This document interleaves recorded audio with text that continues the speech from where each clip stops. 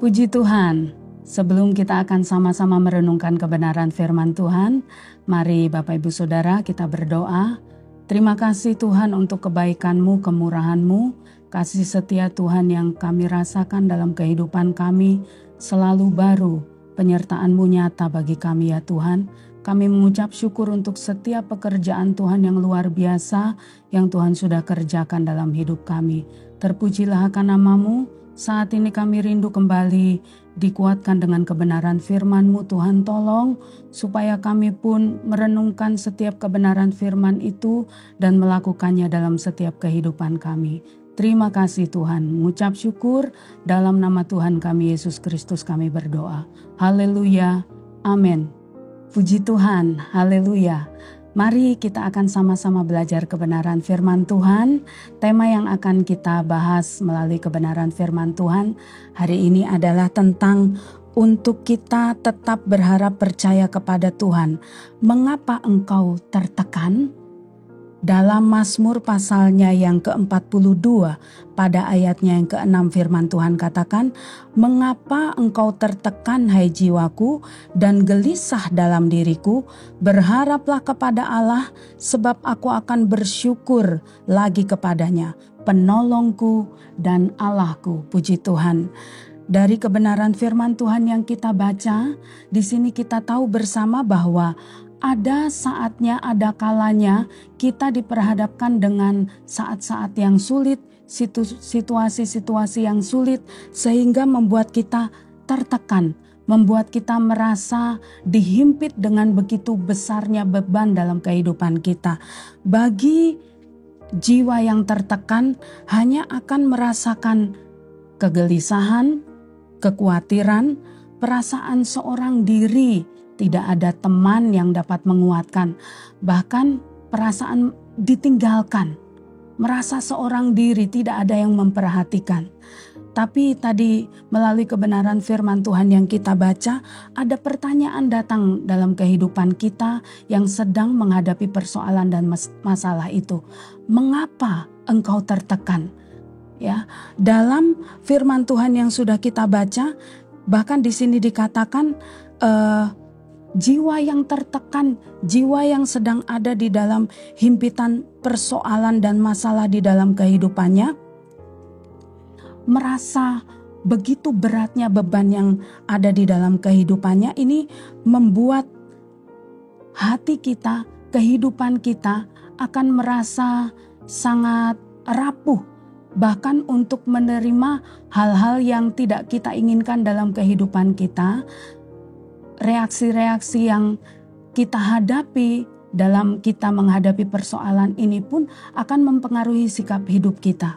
Karena ada beberapa orang yang ketika menghadapi permasalahan, tadi saya katakan bahwa orang tersebut merasa seorang diri, merasa ditinggalkan, sehingga ketika dia menerima informasi, menerima kabar, menerima berita, atau hal-hal yang tidak baik di lingkungannya, ini akan membuat orang tersebut akan semakin terpuruk kalau dia tidak mengambil keputusan yang tepat dan sikap yang tepat ketika tantangan dan masalah itu datang dalam kehidupannya.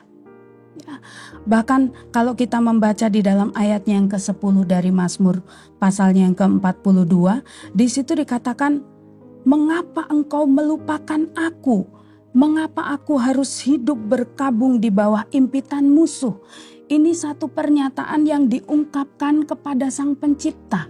Ya, ada orang-orang yang merasa ditinggalkan. Ada orang-orang yang ketika beban dan masalah itu datang di dalam kehidupannya merasa tidak dipedulikan.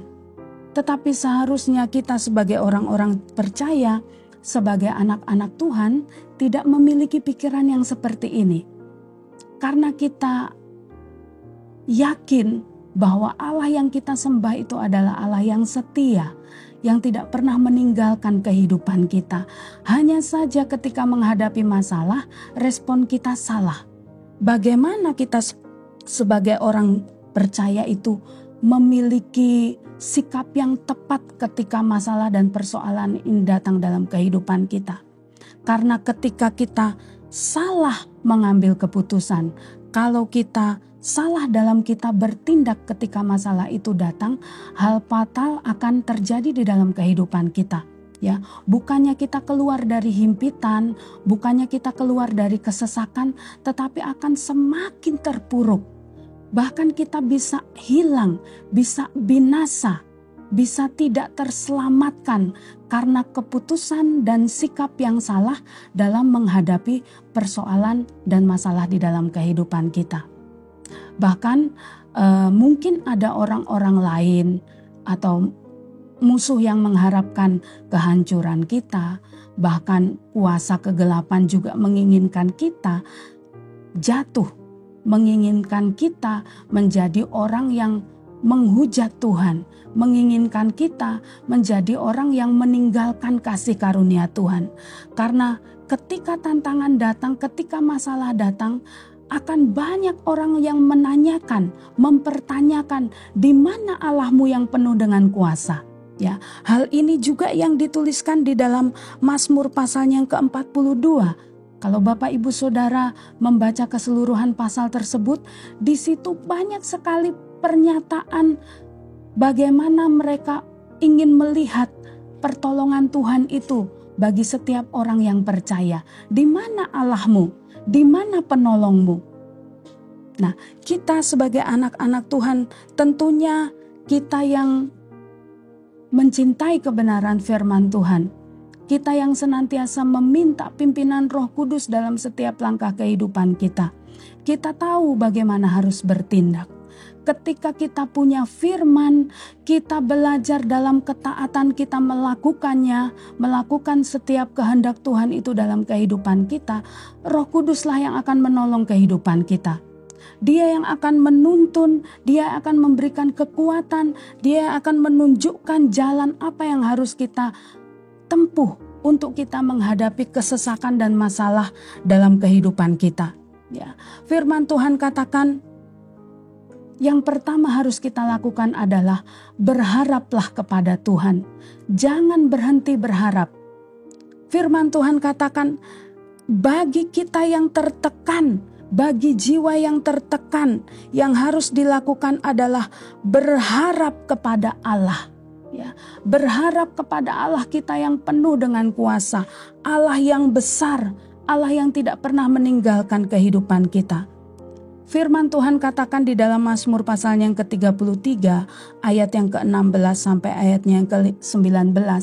Di situ tidak ada satupun yang luput dari tekanan dan kesulitan, sekalipun itu raja atau sekalipun itu kekuatan yang ada di atas muka bumi ini. Tetapi semuanya akan mengalami tekanan pada waktunya. Tapi hanya bagi orang-orang yang berharap kepada Tuhan, bagi jiwa yang senantiasa berharap kepada Tuhan, ada kelepasan. Ya, jadi biarlah kita senantiasa berharap kepada Tuhan. Jangan berharap kepada kekuatan yang lain, tetapi datanglah kepada Allah kita yang hidup. Berharaplah kepadanya. Lalu yang kedua adalah senantiasa ucapkanlah syukur. Ya, bersyukurlah dalam segala perkara. Bersyukur itu obat universal untuk segala hal.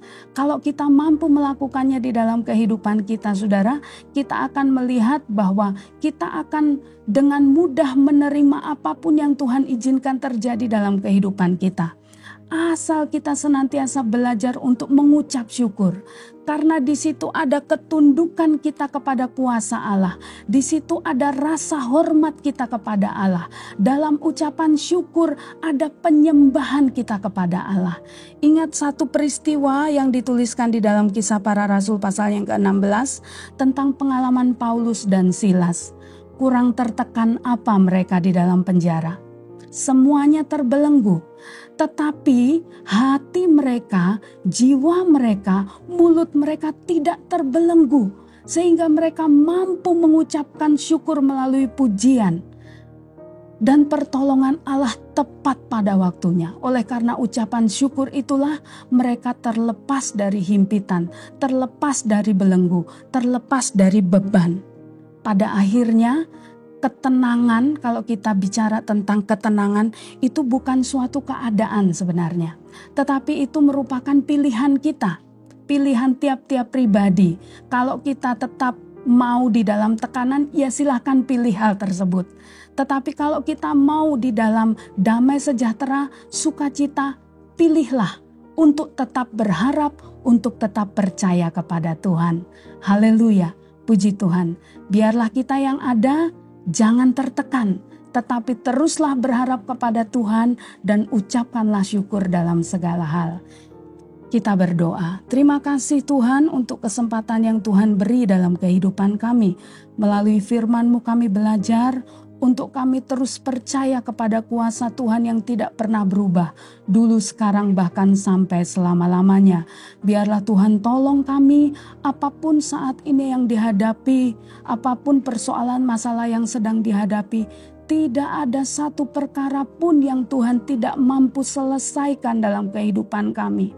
Tetapi Engkau meminta untuk kami terus berharap kepadamu, bersandar sepenuhnya kepada kuasa-Mu ya Tuhan. Terima kasih Tuhan Yesus, terima kasih. Biarlah dengan tekanan, persoalan, masalah yang Tuhan izinkan terjadi dalam kehidupan kami mau belajar terus memandang kepada Engkau, kepada firman-Mu yang tidak pernah berubah. Tuhan tolong kami semua. Tuhan tolong seluruh sidang jemaat-Mu dimanapun berada. Mereka yang menerima kebenaran firman Tuhan akan dikuatkan, dibukakan jalan keluar yang terbaik. Tuhan berikan ketenangan, sukacita, damai sejahtera dalam kehidupan kami yang berharap kepadamu. Terima kasih Tuhan, kami mengucap syukur. Dalam nama Tuhan kami Yesus Kristus kami berdoa. Haleluya, amin. Puji Tuhan, bersama Yesus aku kuat.